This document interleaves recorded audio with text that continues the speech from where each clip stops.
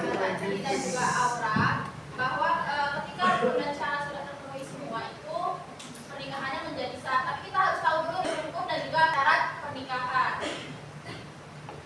Nah, rukun pernikahan adalah hal yang harus ada ketika pelaksanaan pernikahan dilakukan. Sedangkan syarat pernikahan itu hal yang harus dipenuhi sebelum pernikahan dilakukan.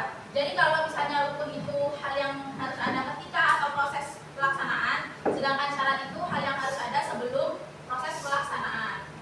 Kemudian ada 5 rukun pernikahan dan setiap rukunnya itu ada syarat-syaratnya. Yang pertama, rukun yang pertama yaitu calon suami. Nah, calon suami ini ada 5 syarat, ada beberapa syaratnya. Yang pertama, calon suaminya harus benar-benar laki-laki. Kalian nikah sama pasangan kalian harus memastikan kalau misalnya pasangan kalian itu benar-benar laki-laki dan bukan laki-laki yang suka sama sesama jenis. Kan sekarang nikah ada ya yang kayak dia suka sama, sebenarnya dia nikah sama cewek tapi dia nikah sama cewek buat formalitas. Akhirnya dia ya setelah yang cewek tahu akhirnya cerai, terus dia nikah lagi sama. Kemudian yang kedua, calon suami bukan orang yang haram dinikahi bagi calon istri, baik dari segi keturunan, segi sepersusuan dan juga bukan karena ada ikatan pernikahan. Jadi misalnya kamu sama Amel bukan satu ibu, tapi ibu kamu menyusui Amel, jadinya satu persusuan. Jadi kamu sama Amel nggak boleh nikah, kalau kandung. Ada sepersusuan itu tadi. Kemudian tidak terpaksa. Jadi calon suami yang kalian mau menikahi kalian itu calon suaminya bukan yang terpaksa untuk menikahi kalian. Jadi kalau misalnya dijodohin itu kan terpaksa, tapi kalian tetap datang ke, misalnya calon suami kalian tetap datang ke pernikahan tersebut, ke akad tersebut, itu tetap sah pernikahannya. Kecuali dia yang nyampe gol di ikat nyampe nggak bisa kemana-mana, itu baru terpaksa. Kalau misalnya dijodohkan tapi tetap datang, ya sama aja dan terima. Kemudian syarat yang terakhir, diketahui jelas identitasnya. Jadi kalau misalnya kalian nemuin pasangannya di media sosial, di online kayak gitu, kalian harus tahu dulu namanya siapa, orangnya yang mana. Jangan nanti kebalik dia udah dinikahin, kok mukanya beda ya, kok namanya bukan yang sesuai sama yang aku nemuin di media sosial. Kan sekarang banyak tuh namanya siapa, pakai fotonya siapa. Kita harus tahu dulu. Kemudian rukun yang kedua, adanya calon istri. Syaratnya calon istri yang pertama yaitu harus benar-benar wanita yang benar-benar suka sama lawan jenis, bukan sama sesama jenis. Bukan wanita yang haram dinikahi, sama aja kayak tadi, bukan yang karena keturunan, bukan karena sepersusuan dan juga bukan karena adanya ikatan pernikahan. Kemudian jelas identitasnya dan tidak sedang melakukan ikrar. Rukun yang ketiga, adanya wali. Syarat menjadi wali yang pertama harus Islam. Yang kedua, balik, berakal, merdeka, laki-laki. Jadi kalau misalnya walinya cewek nggak sah. Kemudian adil. Kemudian urutan wali yang pertama yaitu bapak. Yang kedua yaitu kakek, saudara laki-laki sekandung, saudara laki-laki sebapak, ibu kalian nikah lagi. Nah, terus itu bukan bawaan dari ibu tiri kalian atau bukan saudara. Kemudian saudara laki-laki seibu, sama aja, bukan saudara tiri dari ayah sambung kalian. Jadi mamas atau adik kalian yang laki-laki tapi dari saya dan juga kemudian anak laki-laki dari saudara seibu. Jadi tadi misalnya mamas atau adik kalian yang dari seibu atau seayah punya anak, itu boleh menjadi wali nikah. Selanjutnya ada paman dan juga anak laki-laki paman. Jadi kalau misalnya kalian punya paman, terus paman kalian punya anak laki-laki itu sudah dewasa, sudah ngerti, itu boleh menjadi wali kalian. Tapi kalau misalnya udah nggak ada, udah benar-benar dari keluarga nggak ada, misalnya dia hidup di perantauan atau sebatang kara, nggak ada yang menjadi wali. Yang menjadi wali dari KUA atau dari pengadilan. Selanjutnya ketentuan pernikahan yang keempat, adanya 2 orang saksi. Syarat yang pertama yaitu harus Islam, balik, berakal, merdeka dan juga laki-laki, serta harus adil. Jadi kalau misalnya saksi dan juga walinya dari perempuan itu tidak syarat. Selanjutnya ada sifat dan ijab qabul. Syarat ijab dan qabul yang pertama, ijab qabul harus dilaksanakan dalam keadaan bersambung. Artinya pelafalan ijab dan qabul penerimaannya tidak bersama-sama.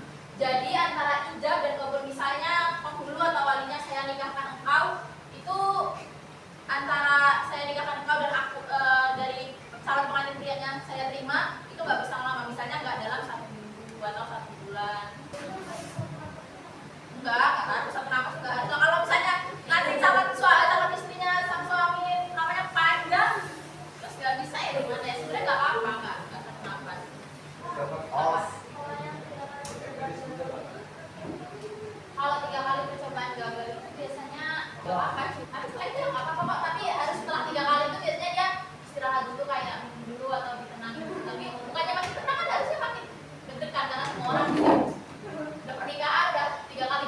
semua orang diem, liatin semuanya makin gugur. Kemudian tidak ditambahkan dengan keterangan jangka waktu panjang itu tadi, misalnya saya terima nikah dan kawinnya bulan inti bulan dengan jangka waktu 1 bulan atau lebih.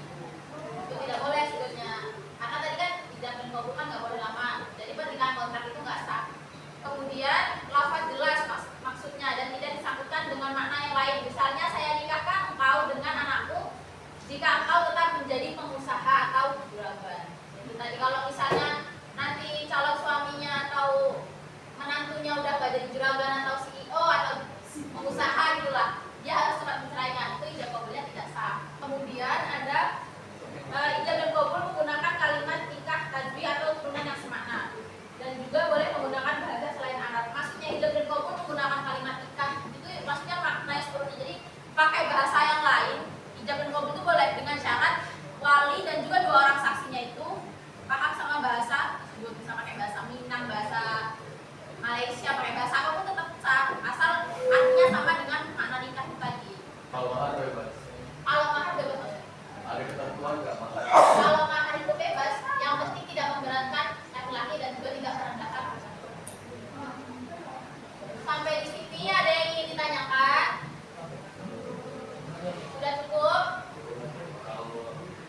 Cukup? Jika sudah cukup, sekarang itu membagi 2 kelompok. Ini kelompok A sama ini kelompok A nih, 1, 2, 3 ini. Kelompok B 1, 2, 3. Kamu ikut sini aja. Yalah, kelompok E. Setengah ke sini, setengah ke sana. Kemudian setiap kelompok, dengarkan tadi kan. Kemudian setiap kelompok membuat 5 soal. 5 soal. 5 soal ditulis di kertas. Terus kemudian nanti kalau misalnya udah, perwakilan dari kelompok maju ke depan. Terus siapa yang tos, kalian tahu tos? Ya, pertanyaan yang kebuka. Nanti pertanyaan, misalnya pertanyaan dari kelompok A kebuka, berarti kelompok B menjawab. Ini harus dikasih waktu. Jadi berarti sekalian nggak cuma membuat pertanyaan, tapi juga membuat jawaban. Untuk koreksi jawaban dari lawan itu benar atau salah. Pertanyaannya boleh ngambil dari yang udah lebih jelas. 29. Awal.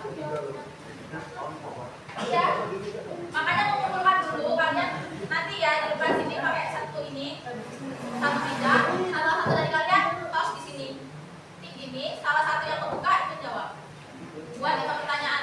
Pertanyaan jadi kumpul di sini semua. Bu, itu langsung dijawab, Bu. Iya. Mas. Ya, 1, 2, 3. Allah. Ya, tempatku yang mana ya tadi? Yes. Ini kebuka itu kebuka nggak? Enggak. Berarti nih. Jawab baik. Apa yang dimaksud kalian tadi?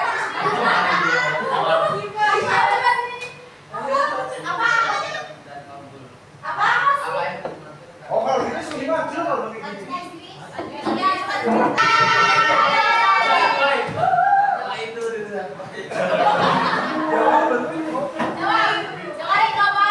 Jadi kalimat tajwid dalam ijab kabul, tajwid itu maksudnya kalimat yang menunjukkan penyerahan dan penerimaan nikah secara jelas. Ijab itu ucapan wali yang menikahkan, kabul ucapan mempelai pria yang menerima nikah. Gimana kalau kamu bener apa enggak? Aja benerin. Bener atau salah? Jangan kalian nggak tahu jawabannya nanti. Bener atau salah? Hitungan 3, 1.